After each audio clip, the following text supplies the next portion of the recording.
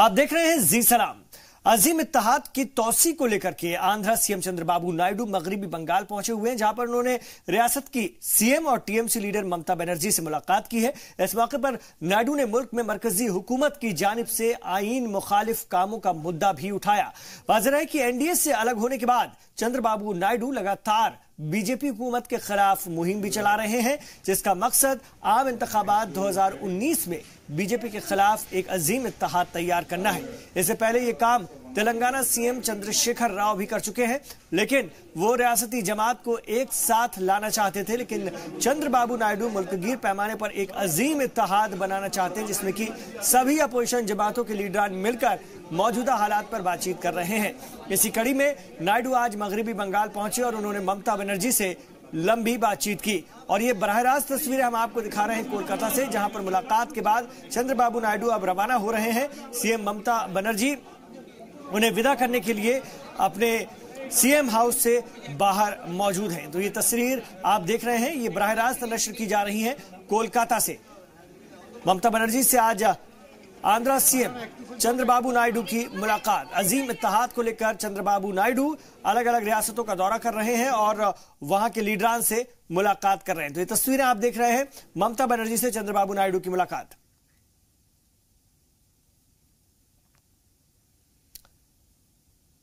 तो अजीम इत्तेहाद को लेकर सरगर्मियां तेज। Want to save this nation, we will work together. That is our mission. We will work together.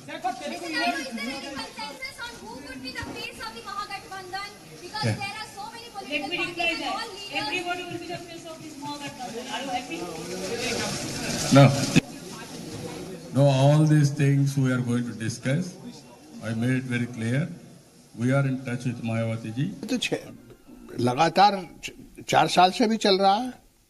उसी में एक रास्ता एक तरह से चंद्रबाबू नायडू भी घूम रहे हैं, मगर उसके पहले ही यहाँ साझा विरासत सेव कंपोजिट कल्चर कितनी बार हो चुका है? 6 बार हो चुका है। फिर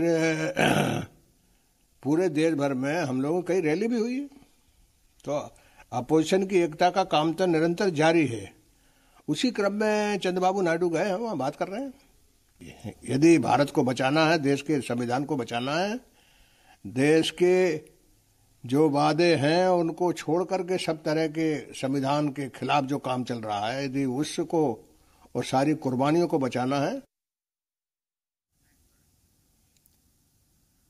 इधर चंद्रबाबू नायडू के कोलकाता जाने से पहले टीडीपी लीडर लंका दिनाकरण ने ममता बनर्जी से मुलाकात के बारे में तफसील से जानकारी दी। Today afternoon, Honorable Chief Minister of Andhra Pradesh and the Telugu Party Supremo Sri Chandrababu Naidu ji is going to meet West Bengal Chief Minister and Trinamool Congress Chief Mamata Banerjee ji in Calcutta. Today afternoon between 4 to 5:30 p.m. the official meeting will be held as the information which available to us as of now. It is very clear that undemocratic and unconstitutional approach of Narendra Modi-led BJP yet union government, the clear shape which required to fight against union government-led Narendra Modi, Mahagathbandhan, a shape which can be formed in the discussion.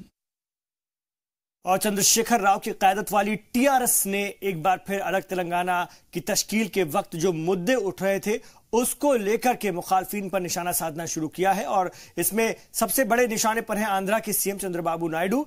कारगुजार deputy CM Mahmood Ali का कहना है कि जिन मुद्दों को लेकर के इसकी मुखालफत हो रही थी, केसीआर हुकूमत ने उनका हल निकाल लिया है। और इस मौके पर महमूद अली ने तेजी से टीआरएस में शामिल हो रहे दूसरी जमातों के लीडरान का मुद्दा भी उठाया। क्रिकेटर से लीडर बने अजहरुद्दीन के टीआरएस में आने के सवाल पर उन्होंने कहा कि पार्टी के दरवाजे सभी के लिए खुले हुए हैं, क्योंकि कांग्रेस की पॉलिसियों से लोग परेशान हैं। इन तमाम मौजूआत पर उनसे तफसीली बात की जी सलाम के इनपुट एडिटर खुर्शीद रब्बानी ने। तेलंगाना असेंबली इंतखाबात की तैयारियां जो है वो जोरों पर है। सियासत की गहमा गहमी जो है यहाँ पर देखी जा सकती है स्टेट में। और स्टेट के जो डिप्टी सीएम है महमूद अली साहब इस वक्त हमारे साथ हैं, उनसे हम जानने की कोशिश करते हैं कि किस तरीके से वो कौन कौन सी चीज़ों को लेकर के आवाम के दरमियान जा रहे हैं वोट मांगने के लिए। सर इस्तकबाल है आपका। सबसे पहले आपके सामीन को मेरा आदाब अर्ज़ करना चाहता हूँ। ये बताइए सर, चूँकि जो असेंबली इंतखाबात हैं तो अभी बिल्कुल एकदम सर पे आ गए हैं, 7 तारीख को वोटिंग होनी है। किस तरीके से जो है आप लोगों के दरमियान जा रहे हैं और वो कौन कौन सी बातें हैं जो आप गिना रहे हैं लोगों के दरमियान जाकर के, काम गिना रहे हैं? स्कीम्स बहुत सारी चलाई थी, बहुत सारी स्कीम्स का लोगों को फायदा भी पहुंचा, लेकिन क्या लोग जब आप लोगों के दरमियान जाते हैं क्या आपको मुतमईन नजर आते हैं उन स्कीम्स से? वो उन स्कीम्स का फायदा लोगों तक पहुंचता हुआ दिखता है? डेफिनेट हम लोग कंपेयर कर रहे हैं 65 साल दौर तेलुगु देशम और कांग्रेस का और हमारा 4 साल 3 महीने का दौर। हमने क्या किया, उन लोगों ने क्या किया, और लोग बहुत मुतमईन हैं क्योंकि लोगों को सबसे अहम चीज़ तेलंगाना था। वो तेलंगाना हमारे महान लीडर जो केसीआर साहब है, इसलिए मैं महान कह रहा हूँ कि उन्होंने एक भी आदमी को, किसी भी आंध्रा के भाई को बगैर डैमेज किए, बगैर विदाउट वायलेंस तेलंगाना तहरीक 14 साल चलाया। जब पार्लियामेंट में बिल पास हुआ तो उसके लिए सीएम साहब ने हिंदुस्तान के 29 पार्टियों से तेलंगाना फेवर में लेटर ले चुका था कि तेलंगाना बना दीजिए, तेलंगाना दे दीजिए सोनिया मैडम के नाम पे। तो माहौल पूरा सुधारे थे, मगर एक ही शख्स था जो सबसे ज़्यादा तकलीफ पहुंचाया तेलंगाना बनने के अंदर, वो थे Chandrababu Naidu.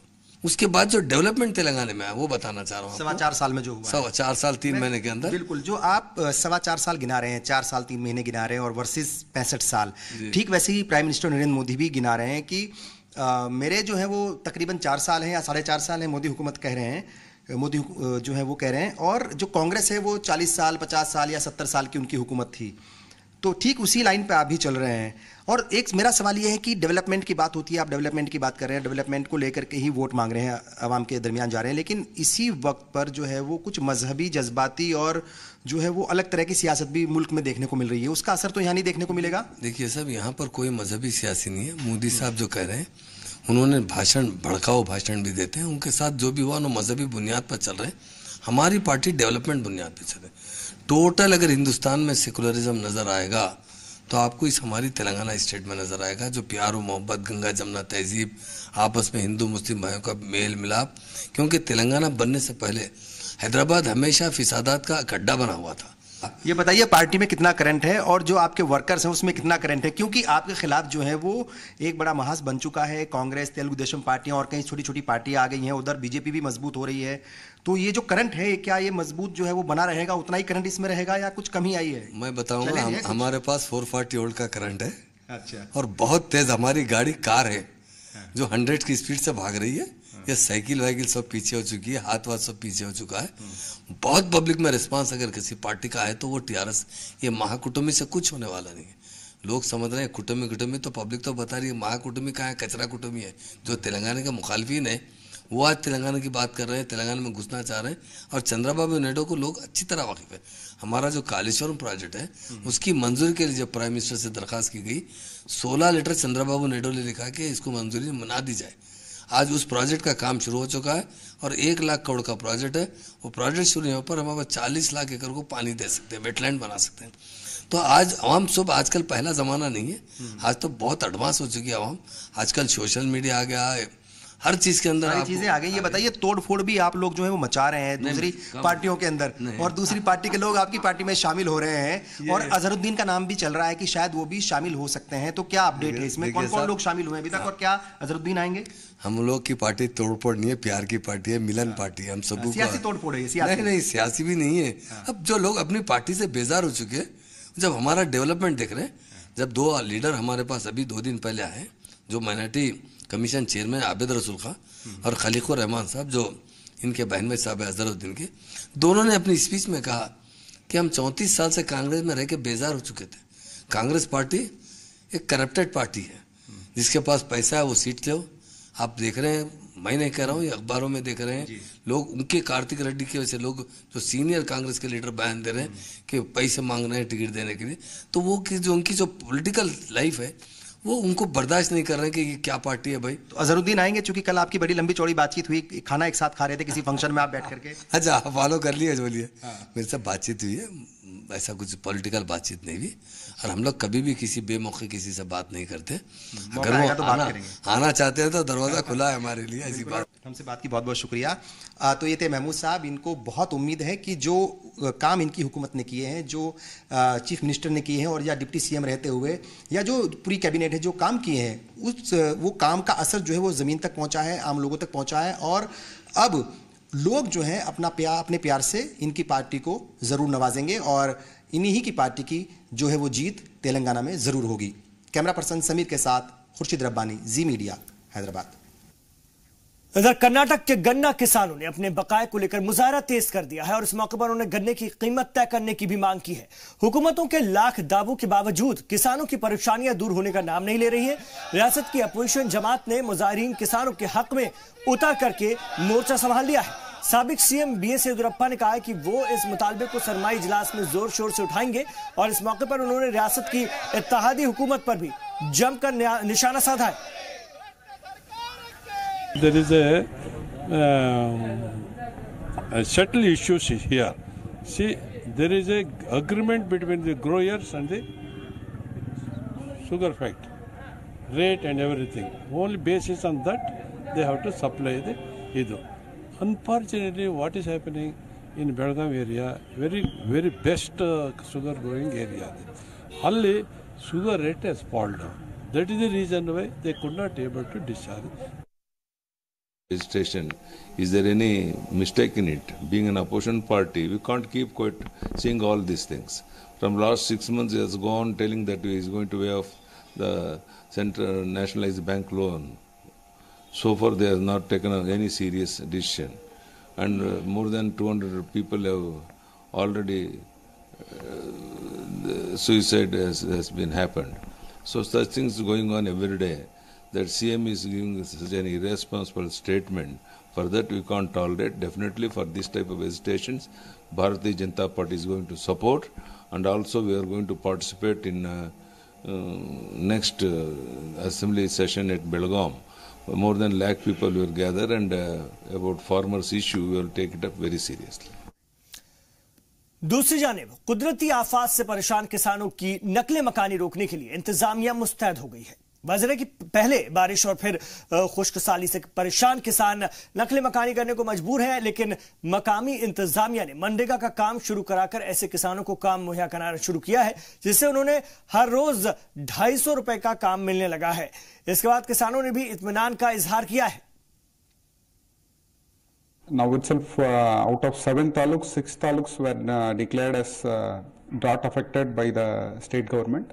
So, to avoid migrations of the people from Gulbarga district to some other places in need of work, we are trying to implement NREGA effectively, and we are trying to use NREGA as a important program. हमारे को काम नहीं मिल रहा है, government ने काम दिया बोल के यहीं पे रुक गए, नहीं तो दूसरा गांव में जाके मेहनत करना पड़ता था अपने को। दूसरा गांव जाने से बीवी बच्चा लोग इधर रहने से परेशान हो जाता। ऐसा कि हम गवर्नमेंट में मेहनत कर रहे, काम कर रहे, तो उद्योग खातरी का चालू किया गवर्नमेंट ने।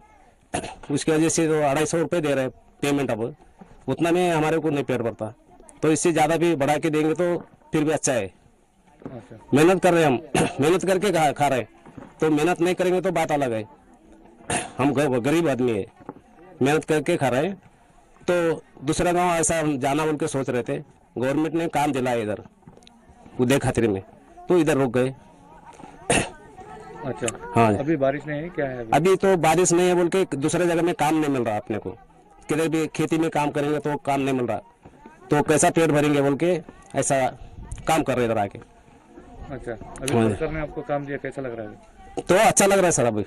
अभी काम दिया बोले तो अपने एक दिन घर पे बैठेंगे तो पेट नहीं भरता, मेहनत करेंगे तो उसी दिन आए तो पैसा पेट भर रहा है, तो काम करने से अच्छा है।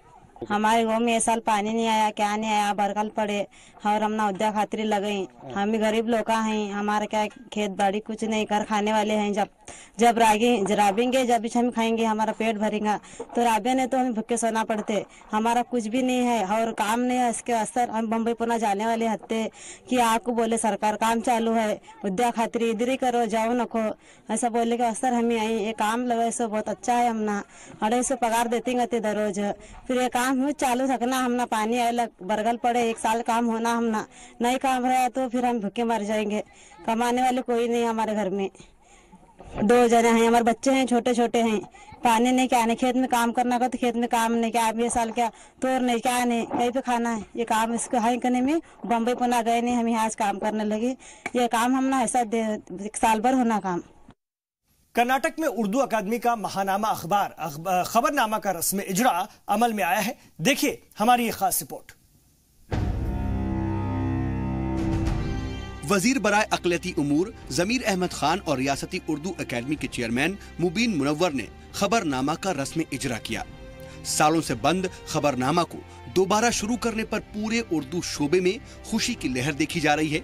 इस मौके पर अक़लियती वजीर ज़मीर अहमद ने उर्दू के फरोग के लिए हर मुमकिन इक़दाम करने की यकीन दहानी कराई। खबरनामा अखबार करके जो बहुत दिनों से बंद पड़ा हुआ था, अभी इतने साल से कोई सोचा नहीं, 1.5 साल से बंद पड़ा हुआ था, जो हर मंथली पेपर बोलते हैं उसको, हर मंथली पेपर कर्नाटक उर्दू अकादमी की जानिब से बनता था। अभी वो 1.5 साल से बंद पड़ा हुआ था। आज हमारे नए चेयरमैन और मेंबर्स के तमाम जानिब से आज उसका इनॉग्रेशन किया गया। आज कर्नाटका उर्दू अकेडमी खबरनामा का फिर से इजरा किया गया है, जो ना जाने कई वजूहात की बिना पर बरसों से बंद पड़े थे। एक तो ये उर्दू खबरनामा जो माहाना जितने भी अक़लियतों बहबूद के प्रोग्राम्स हैं, मिनिस्टर साहब के प्रोग्राम्स हैं, एकेडमी के प्रोग्राम्स हैं, उसकी माहाना रिपोर्ट दी जाती है। दूसरे जो हैं, एक 4 मैगजीन्स निकलते थे, एक अदीब, एक दख्तरान कर्नाटक, एक अदब अतफाल और एक अस्कार। ये हर महीना 2 महीने में निकलते थे। अब हम इन तमाम को 3 महीनों में यानी एक महीने में एक मैगजीन को रिलीज करेंगे इंशाअल्लाह। रियासत उर्दू अकेडमी ने 4 रिसालों को दोबारा शाया करने का ऐलान किया था, जिसमें से एक खबरनामा का इजरा होने के बाद बचे हुए रिसालों पर भी नजर मरकूज हो गई है। जी सलाम के लिए बेंगलुरु से शाहिद काजी की रिपोर्ट। रियासती और समाजी तंजीमों की जानिब से अब खुलेआम मुल्क की अदलिया पर सवाल उठाए जाने लगे हैं। सबरीमाला को लेकर बीजेपी सदर के बयान के बाद अब वीएचपी ने भी कुछ ऐसा ही बयान दिया है। अयोध्या तनाज़े को लेकर कर्नाटक वीएचपी ने सुप्रीम कोर्ट पर सवाल उठाया है। पार्टी के लीडर मिलिंद परांडे का कहना है कि अदालत उज़्मा करोड़ों अक़ीदतमंदों का ख्याल नहीं रख रही है और काफी वक्त से फंसे इस मामले को सुनने के लिए वो वक्त की कमी बताकर मामले को डिले कर रही है। वाज़ेह है कि आम इंतखाबात से पहले विश्व हिंदू परिषद समेत कुछ हिंदू तंजीमों ने मंदिर के लिए आंदोलन का ऐलान किया है। तो पूर्ण देश भर के हर लोकसभा कॉन्स्टिट्यूएंसीज में इस ढंग की सभाएं होगी और इन सभाओं के बाद में उस कॉन्स्टिट्यूएंसी के सभी संगठनों के प्रमुखों को लेकर हम वहां के संसद सदस्य को मिलेंगे, लोकसभा राज्यसभा के सभी लोगों को मिलेंगे और हमारा आग्रह यही रहेगा कि जब यह कानून पारित होने के लिए लोकसभा में राज्यसभा में आएगा तो सभी संसद सदस्यों ने इसको सपोर्ट करना चाहिए और अपने अपने राजनीतिक दल को इसको पारित करने के लिए प्रेरित करना चाहिए। जब सुप्रीम कोर्ट को वकीलों ने पूछा कि इस विषय को जल्दी करनी चाहिए तो उन्होंने यह उत्तर दिया कि जनवरी में इसकी सुनवाई होगी और जनवरी में फिर यह तय होगा कि जनवरी, फरवरी, मार्च कब सुनवाई होगी। तो जब वकीलों ने पूछा कि इतने महत्व के विषय के ऊपर आप ऐसा क्यों कर रहे थे, उन्होंने ये स्पष्ट रूप से जवाब दिया कि सुप्रीम कोर्ट के सामने अलग प्राथमिकता है, अलग प्रायोरिटीज है। मुझे लगता है कि इस व्यवहार से पूर्ण देश भर में हिंदू समाज बहुत अपमानित अनुभव कर रहा है। इसके लिए इतना बड़ा संघर्ष हिंदू समाज लड़ा है, लाखों लोगों का बलिदान हुआ है और दुर्भाग्य से सुप्रीम कोर्ट के प्राथमिकता में श्री राम जन्मभूमि का विषय नहीं है। यह हिंदू समाज को बहुत अपमान का अनुभव कर रहा है। इधर सबरीमाला मंदिर के कपाट दोबारा खुलने के बाद से ही हंगामों का दौर शुरू हो गया है। कल रियासती हुकूमत की जानिब से अकीदतमंदों पर सख्ती के बाद मरकजी वजीर ने वहां का दौरा किया और इस मौके पर केजे अल्फोंस ने डिपोटीज के खिलाफ सख्ती के लिए रियासती हुकूमत को जिम्मेदार बताया। हालांकि रियासती हुकूमत अकीदतमंदों की भीड़ को देखते हुए पूरे इलाके पर हवाई नजर बनाए हुए है। वाज़ेह है कि सुप्रीम कोर्ट नजरसानी की अर्जी मंजूर कर चुका है, लेकिन इस पूरे मामले में 22 जनवरी को अब समाअत होगी। तब तक औरतों के मंदिर में दाखिले पर रोक नहीं लगाने से एक बार फिर कपाट खुलते ही हंगामा शुरू हो गया। सुप्रीम कोर्ट ने सबरीमाला मंदिर में सभी उम्र की औरतों को दाखिल होने का हुक्म दिया है और सालों से चली आ रही इस रिवायत के खत्म होने की अकीदतमंद मुखालफत कर रहे हैं, जिसको बीजेपी समेत कई हिंदू तंजीमों की हिमायत हासिल है। I basically come here as a representative of the government of India to see whether the basic infrastructure is necessary for the devotees to go to Sabarimala. Now, we also had given 100 crores from the Ministry of Tourism for development of basic infrastructure in Sabarimala, in Sannidhanam, in Pamba and in Erimeli. Now, I had come here 2 months back and I found everything was in a horrible shape. And I told them that these things must be done immediately so that things are available for the devotees when the season comes. Now, the season is here, and what I find is that the 100 crores which we have given, not 1 rupee is spent. Now, secondly, what is happening is, I think a situation which is worse than the emergency is happening here. The devotees are not allowed to go up there. They have declared 144 for no reason, absolutely. I mean, the devotees are singing, they are praying to Ayyapans, and then they are going up there. They are not terrorists. They don't create problems. Why do they need 15,000 policemen here? Why do they need to declare 144 here? Why do they need to arrest people, devotees who are going up to Sabarimala? I mean, these things I don't understand. I mean, this government must answer the people of Kerala and the people of India. Why are devotees to one of the biggest pilgrimage centers around in the world? We get something like 5 crore people here annually. Why are they not allowing them to go? मुल्क में आए दिन अलग अलग तरह के हादसा पेश आते रहते हैं, लेकिन कभी कभी ड्यूटी पर तैनात पुलिस एहलकार लोगों के लिए भगवान बन जाते हैं। कहते हैं ना, जाको रखे साइयां मार सके ना कोई। ऐसा एक वाकया तमिलनाडु में पेश आया है। ये रिपोर्ट देखिए जी सलाम की।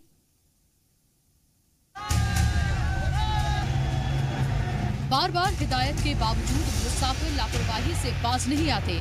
कई बार चलती ट्रेन में चढ़ने की कोशिश उनके लिए जानलेवा साबित हो जाती है, लेकिन चलती ट्रेन में चढ़ने का शौक या वक्त और हालात की मजबूरी उनकी जिंदगी को मुसीबत में डाल देती है। कुछ ऐसा ही वाकया तमिलनाडु के चेन्नई रेलवे स्टेशन के सीसीटीवी कैमरे में कैद हो गया है, जहां ट्रेन के चलने के बाद ये शख्स चढ़ने की कोशिश कर रहा है। जल्दबाजी में पैर फिसल जाने की वजह से वो प्लेटफॉर्म और ट्रेन के बीच में गिरने ही वाला था कि ड्यूटी पर तैनात पुलिस एहलकार उसके लिए फरिश्ता बनकर आ गया और किसी तरह से उसकी जान बच गई। अगर ठीक वक्त पर पुलिस एहलकार की नजर नहीं पड़ती तो शायद इस मुसाफिर के लिए ये दिन उसकी जिंदगी का आखिरी दिन भी हो सकता था।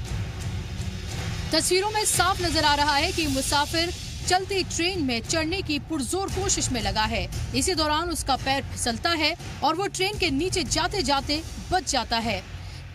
यहाँ ये सवाल लाजिम है कि लोग जल्दबाजी में आकर अपनी जान जोखिम में क्यों डाल देते हैं। अपनी मंजिल पर जाने वाली ट्रेन तो बाद में भी मिल सकती है, लेकिन एक बार जिंदगी की सांसें रुक जाएं तो उसे दोबारा वापस नहीं लाया जा सकता। इसीलिए रेलवे इंतजामिया के साथ ही मुसाफिरों को भी इस हालात पर गौर करने की जरूरत है, क्योंकि इंसानी जिंदगी से बढ़कर दुनिया में कुछ और नहीं हो सकती। जी सलाम के लिए ब्यूरो रिपोर्ट के साथ मासूम सिद्दीकी और माविया खान की रिपोर्ट। आंध्र प्रदेश में आलमी सतह का बस शिलर्स, इसका इफ्तिताह किया गया बस शिलर्स का, और विजयवाड़ा म्युनिसिपल कॉर्पोरेशन के मेयर समेत दीगर जिम्मेदारान ने फीता काट करके इसका आगाज किया। इस मौके पर उन्होंने कहा कि वर्ल्ड क्लास एयर कंडीशनिंग बस शिलर्स के अमल में आने से आम लोगों को काफी राहत मिलेगी। अगर आवाम इसमें मदद करेगी तो इस काम के लिए दुनिया भर में मुल्क की काफी तारीफ होगी, क्योंकि ये मल्टी यूटिलिटी सर्विसेज के तौर पर इस्तेमाल किया जा सकता है, जिसका आवाम को बेसब्री से इंतजार भी था। Vijayawada Municipal Corporation, we are inaugurating an AC bus shelter at an estimated cost of around 18 lakhs has been spent for this project, and like this we are installing another 3 bus shelters along the highway and main important junctions. We are putting the bus shelter, and here to facilitate the public during summer season and all the time, so we are putting this ACs and also water facility and also charging facilities also provided here. And apart from this, under the urban street furniture project, 153 new designed bus shelters with stainless steel material is going to be inaugurated soon. And तो सलाम दक्कन में अभी इतना ही, लेकिन